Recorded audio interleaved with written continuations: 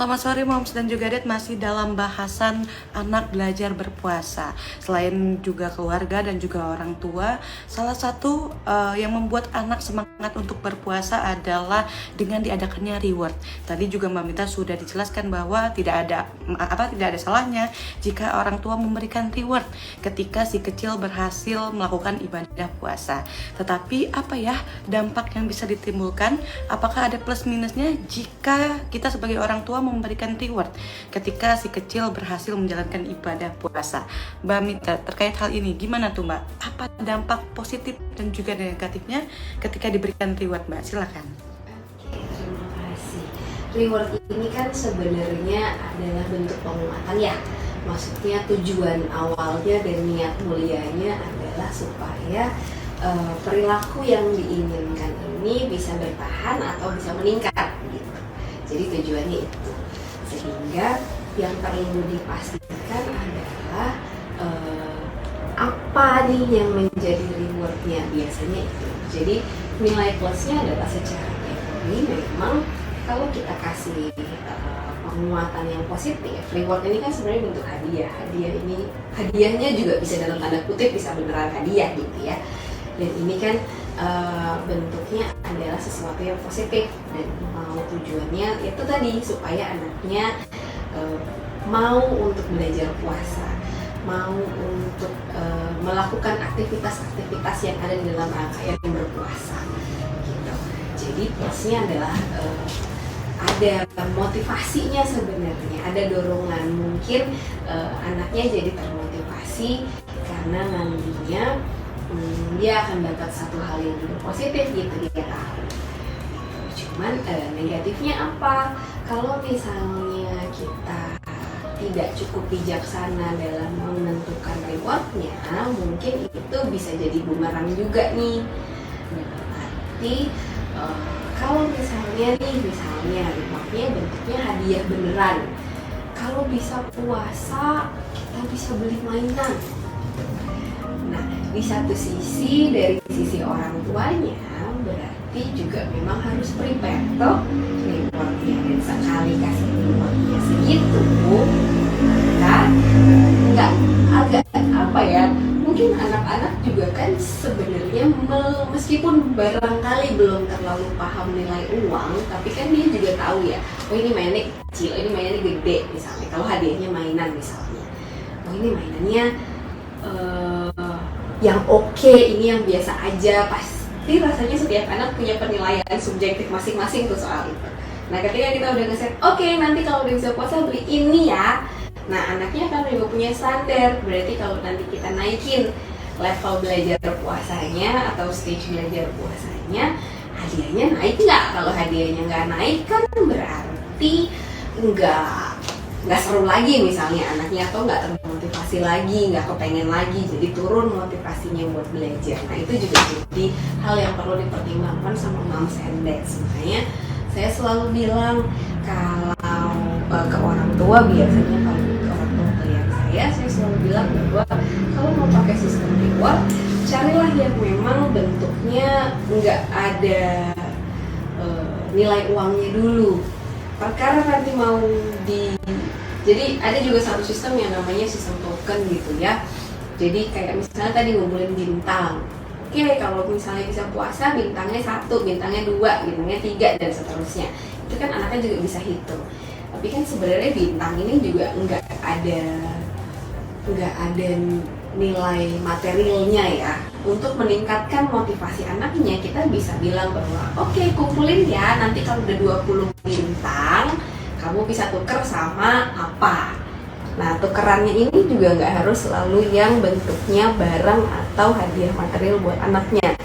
Bisa aja bentuknya materi juga tapi tidak langsung. Misalnya anaknya seneng jalan-jalan, jadi hadiahnya adalah ketika udah nyampe 20, kamu bisa pilih nanti hari Sabtu mau ngapain sama mama papa. Nanti atau misalnya anaknya senengnya apa? Anaknya senengnya nyuci-nyuci barang di rumah. Ya udah nggak apa-apa, jadikan itu rewardnya. Nanti misalnya apa barang yang nggak boleh dicuci sama anaknya, misalnya apa mobil bapaknya misalnya.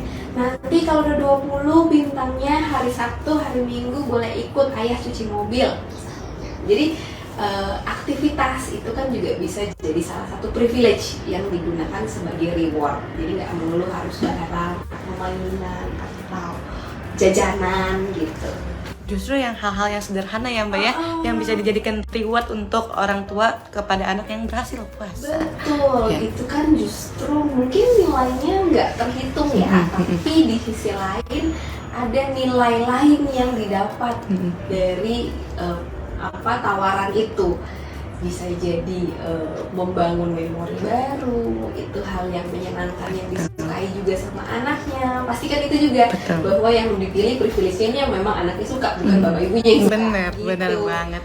Bahkan kalau hal kayak gitu mungkin bakal diinget terus ya Mbak ya sampai dia dewasa. Jadi puasa itu jadi momen yang indah antara anak dan juga orang tua. Nah puasa ini kan ada beberapa anak mungkin yang merasa berat gitu ya Mbak.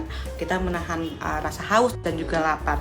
Gimana motivasi anak Mbak supaya tidak menjadikan puasa ini sebagai beban?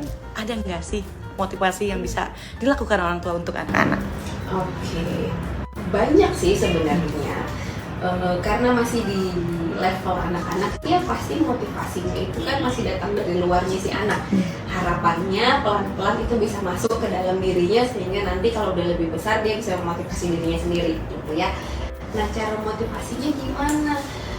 Sistem reward tadi sebetulnya salah satu bentuk motivasi atau sistem atau bukan sistem reward tapi segala bentuk reinforcement, segala bentuk penguatan positif itu juga salah satu bentuk motivasi.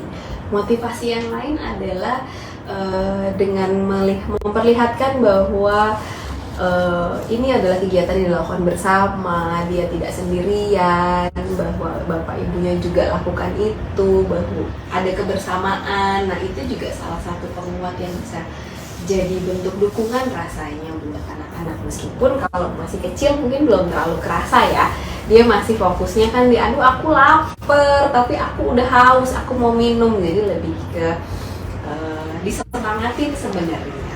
Tapi ketika memang kita sebagai orang tua juga pasti bisa nakar-nakar lah, ini hausnya yang masih bisa ditahan apa enggak.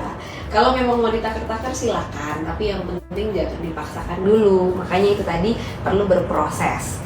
Ketika misalnya udah dipaksakan, rasanya itu akan jadi berat deh buat anaknya. Kalau misalnya satu tahap, oke dari jam 4 pagi sampai jam berangkat sekolah gitu. Dari jam 4 pagi sampai jam 9, jam 4 pagi sampai naik jam 11, jam 4 pagi sampai zuhur misalnya. Jadi naiknya pelan-pelan dan setiap kali naik juga mungkin kita perlu pastikan dulu nih sama moms and dads, jangan misalnya baru sekali berhasil terus besoknya langsung naik. Nah kita tungguin dulu misalnya berapa kali berhasil, kalau udah konsisten, oh ini udah bisa nih, oke kita naikin. Jadi dan dalam proses naikinnya juga kita ada diskusi sama anaknya, kita besok kayaknya mama papa lihat udah hebat nih puasanya sampai jam 9, besok puasanya sampai sholat zuhur, mau coba nggak?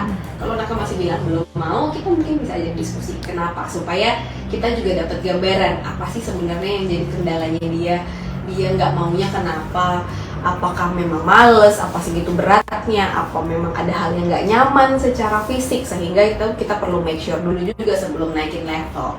Jadi kalau naikin levelnya anaknya oke, rasanya juga mendukung dan menyemangatinya juga nggak terlalu berat sih, karena anaknya sudah setuju. Intinya kan gitu, anaknya udah setuju untuk menaikkan level, sehingga kalau memang dia merasa berat, itu kan dia juga bisa pakai juga tuh. Oke, berarti yang pertama itu jangan memaksa gitu ya Mbak ya. Kedua itu kita harus komunikasi maunya anak seperti apa, dan juga tidak ada salahnya juga untuk memberikan reward ya, tapi sesuai dengan kebutuhan masing-masing aja.